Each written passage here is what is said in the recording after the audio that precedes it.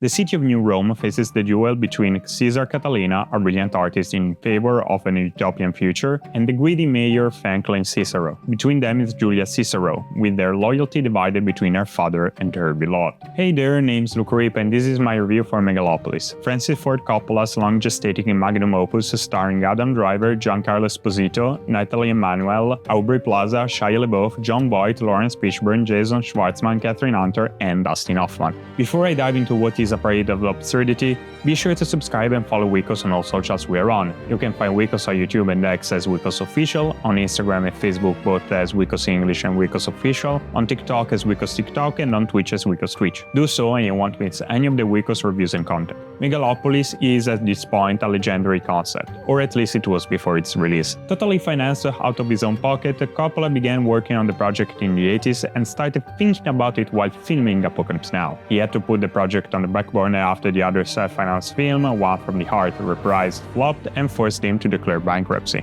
After clearing his debts with Rainmaker in 1997, he once again reprised working on the concept, holding a table read in 2001. Unfortunately, the project was cancelled after the 9/11 attacks, given the script had the scene that predicted it. After fully abandoning the project in 2007, he resumed work on it in 2019. Production started in November 2022 and ended in March 2023. It wasn't easy, and there was a lot of turmoil in it being a $180 million fully independent project. And so, on October 14th, 2024, the film was presented in Italy with a live streaming introduction from Francis Ford Coppola himself. Then the movie starts and, well, where do I start? No, seriously, I really don't know where to start. I could begin by saying that this really was a parade of absurdity, but the reality is that it's so much more than that. And with that, I mean worse. For starters, the whole movie is overacted. Every single word delivery is over the top and makes it really hard to take what you're watching seriously. And it's a big problem because you have a great cast, but at the same time you have these absolutely bonkers dialogues alongside a bonkers story. Coppola tries to tell a Roman story by creating the Roman Empire in the United States with New York renamed New Rome and using Roman names for the characters. Of course, he draws parallelism between the US and the Roman Empire, hence using the whole movie as a metaphor to highlight what's wrong with America. And most of the dialogue is just that, a back and forth between ideologies. The problem is that dialogue is so banal and superficial that wears thin during the very first scene. Not only that, the whole way he portrays things is basically inconsequential. The film opens with Adam Driver's Caesar Catalina stopping time while he can move freely. He uses it 2 times again after that, one immediately and one during a Spider-Man 2 moment. A power he never ever uses for anything useful or meaningful. It's just there, and its sole purpose is to be a hook for Natalie Emmanuel's Julia interested in the character. Then you have constant shots of symbolism, and it really felt Zack Snyder insisting on the parallel between Superman and Jesus.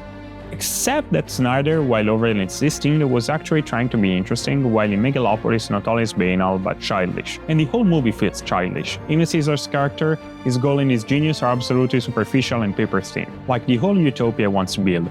We get he discovered a miraculous element, but the whole thing's design is extremely ugly and not because of the CG. And how can I talk about the cast? All the characters are basically archetype after archetype. I get it, it's trying to be a fable albeit for adults, so they need to be stereotypical. But they can be so while being interesting and not dolls. Yet, everyone is a one-dimensional doll who acts constantly the same no matter what happens to them, rendering the whole plot rather useless. Until the very end, where a middle ground is found. Except here, we had Adam Driver giving us a uber-moralistic monologue about humanity, and everything else is also bad. The cinematography gives us some pretty shots, but you can find all of those in Lionsgate's press kit. The rest is more akin to a Paco Rabanne commercial. The CG only functions when it's small and not invasive, but the whole utopia's ugliness does not get any help by the pitch level quality of it. I could go on and on about why Megalopolis fails to deliver on most levels, and how those who are pretending otherwise are only making Coppola a disservice. This absolute does not look like something coming from the one who gave us Apocalypse Now after all, because again, I get what he was trying to do, but it really is just bad with no reserve. Overall, I give Megalopolis a 4 out of 10. I give it 1 extra point because I respect Coppola enough not to score it as bad as Rebel Moon. That's it for this review. Did you watch Megalopolis? What did you think about it? Do you agree with my take? Let me know down in the comments. Remember to leave a like if you liked the video and subscribe. My name is Luca Ripa and I'll see you next time.